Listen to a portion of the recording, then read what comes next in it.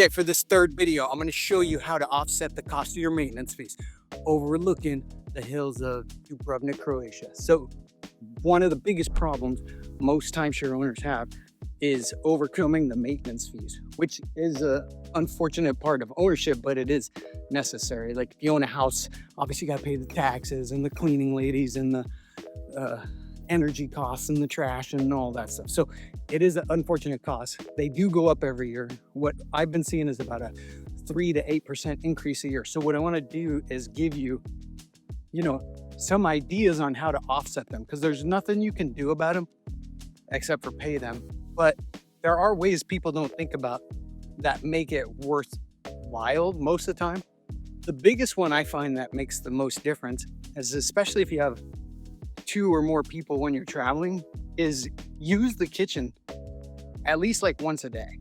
And if you do that, that almost offsets the cost of the maintenance fees right there. Because every hotel I've stayed at, from the Four Seasons to the Courtyards to the whatever, at best, and actually the higher end ones have no fridge because they want you to eat at the restaurants and spend money there on the property. So they don't even offer you like a fridge or a coffee maker most of the time.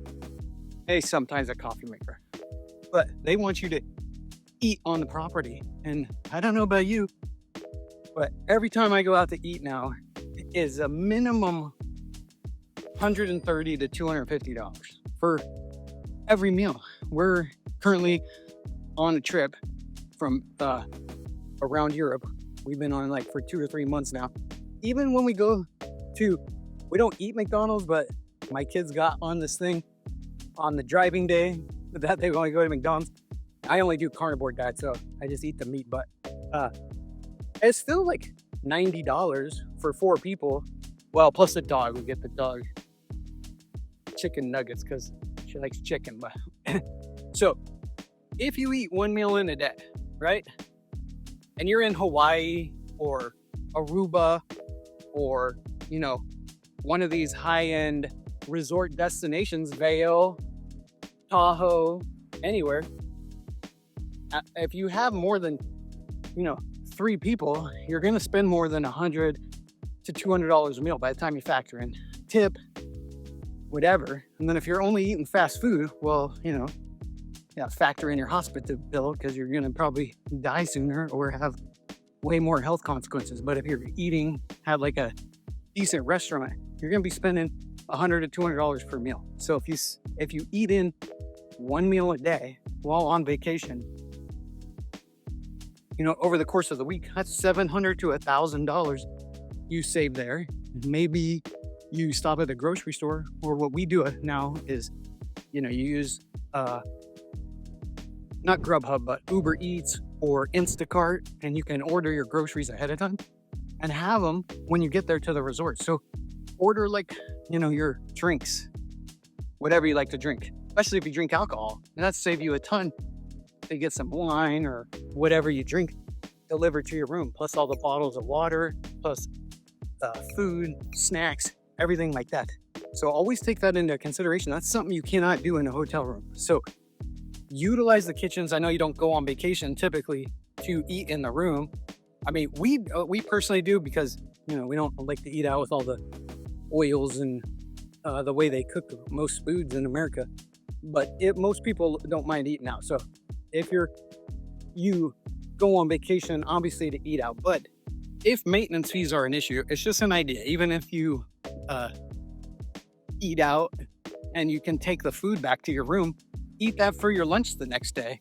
And that saves you on the cost of the maintenance right there. So that's my biggest tip on how to offset your maintenance costs is eat 1 meal in a day in the condo, especially when you're in a high-end area. And ideally, eat 2 and just go out for, 1 nice meal a day. And even if you eat 1 nice meal a day, you're still going to be spending $700 to $1,500. I mean, I can't imagine if you're a family of 4 at Disney World and you're going to eat 3 meals a day in the park. You're going to be spending that money anyway. So that's the first way to alleviate your maintenance costs. There's no tax deductions you can take with your maintenance costs. But one of the other things I encourage people to do is if you have a bigger portfolio, like 2 or 3 weeks plus. Take one of the weeks, your rent or points, one section of your points, and rent it out. That's what we own. We own a timeshare rental service, so we will rent out your points for you, any level, big or small. So you could always rent out your points. Now, there are no ways to take tax deductions with your timeshare, but if you do use it as a rental property, then there's certain tax benefits you can take. Now, I'm no CPA. I got 9 credits in junior college and 3 were for football. So, obviously you talk to your accountant, but if you're using it for rental purposes, then you can take tax deductions with it. Every American, if you're paying over 50, if you make over $50,000 or $60,000 a year, you should have a little business set up on the side of some kind, or an LLC for a rental property you own or something. Use your timeshare in such a way, or even if you're renting out a small portion of it, you can sometimes depreciate the amount you paid for it up front. So take the 30, 50, 100 grand you paid for it up front and divide that by, 10, 20 years as your cost basis. And then you can write off the maintenance fees for the portion you rented out that way. So you could do that.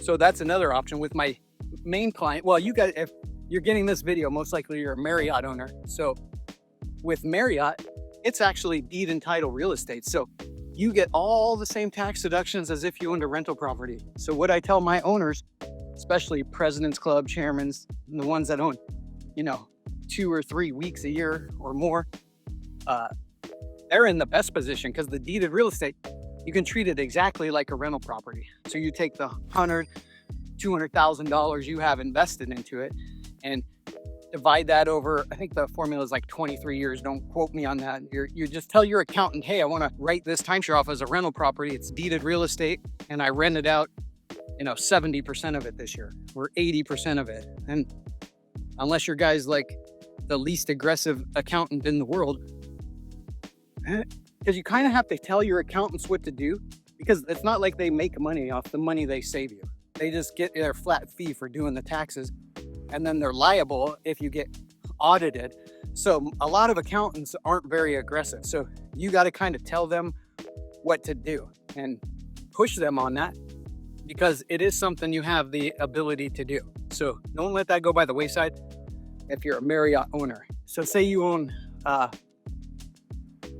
10, 15,000 points and you rented out 8,000 points through us or someone else, or you did it on your own through Red Week or something. Then you could say, okay, that's half my portfolio. So I paid 150,000 for it total between all my purchases. So then you could take your, 70 or 80%. So say you take your $80,000 and divide that over 23 years. So what's that? About $4,000. So that would be your deduction for that year. Then say your maintenance fees were, 12,000. 80% of that's 9,000. So then you'd write off that as well. So now you write your 9 plus your 4. So you're 13,000 in tax deductions right there.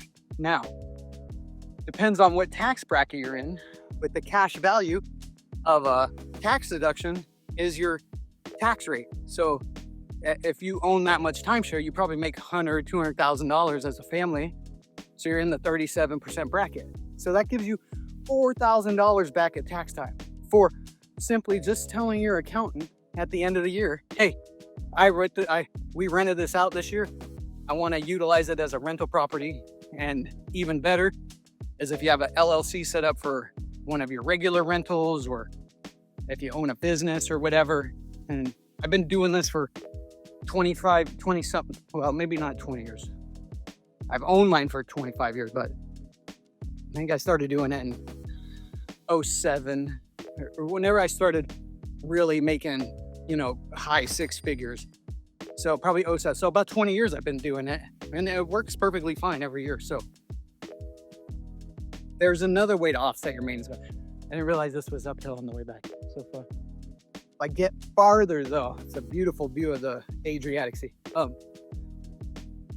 Third one, there's bartering systems.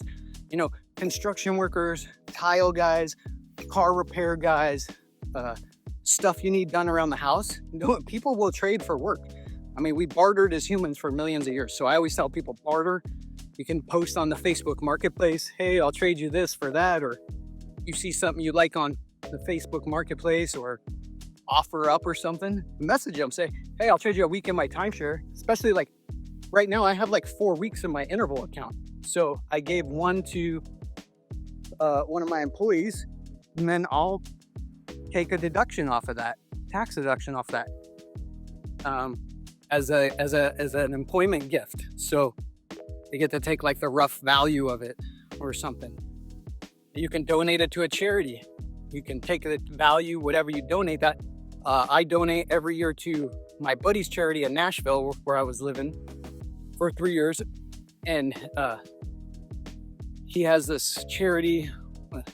It's like veterans, and they do stuff. So I donate them weeks and nights and vacation certificates. He raised $60,000 for his charity, like every year, just off these like few vacations that I give him. And then he sends me a nice receipt for, whatever they raised, $40,000, $50,000.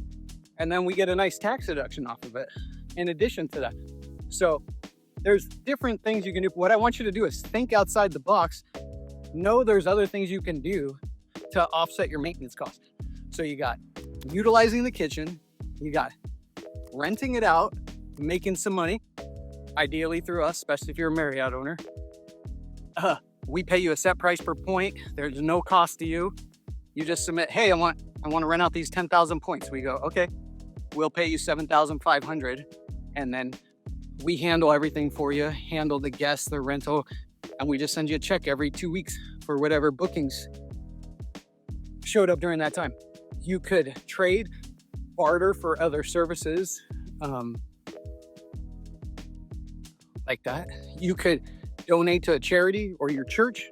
You could donate that, help them raise money, and then you take a tax deduction through the charity, through points you weren't going to use anyways.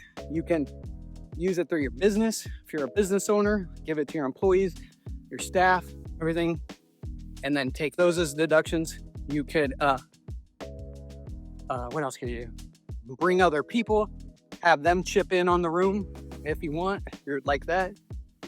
Or, wait, I always have one more. Charity, barter.